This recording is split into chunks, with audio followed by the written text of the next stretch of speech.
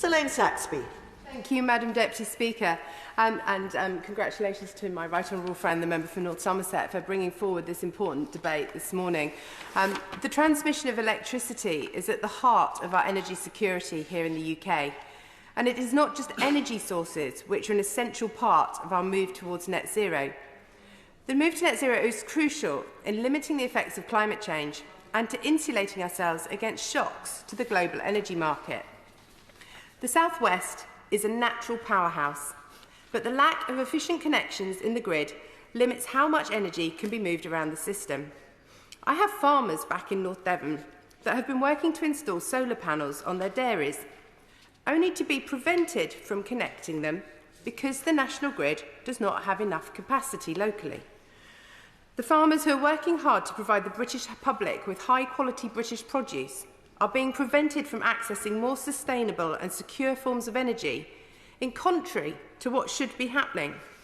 Instead of placing barriers in front of developing the national grid, we need to work on a strategy to increase capacity whilst fully recognising the needs of those landowners and people around where that capacity may well be installed. The Celtic Sea offers a fantastic opportunity to develop a significant amount of renewable energy for the UK. However, installing pylons should not be our default for increasing grid capacity.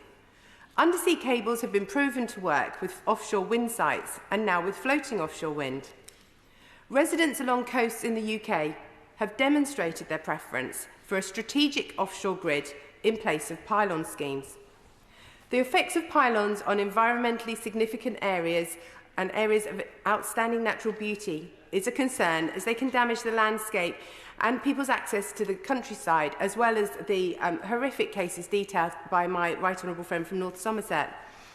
In North Devon, we are fortunate to have the UK's oldest biosphere reserve, and to damage our biodiversity, outstanding landscapes, or scientifically significant areas such as Braunton Burrows for a lack of a strategy on how to upgrade our grid capacity effectively would be unforgivable.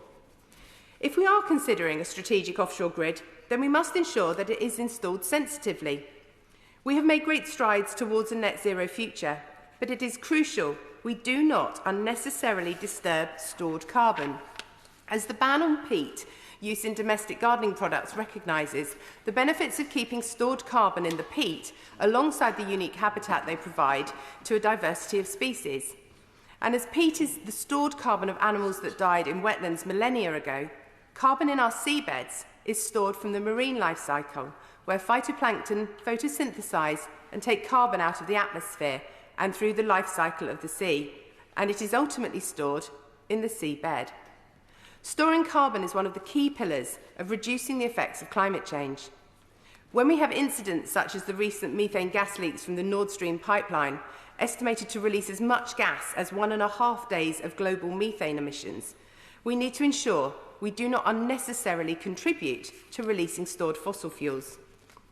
I would like to see budgets for installing an offshore strategic grid to include blue carbon when assessing how and where these cables could be installed, and minimise the blue carbon disruption through use of cable corridors.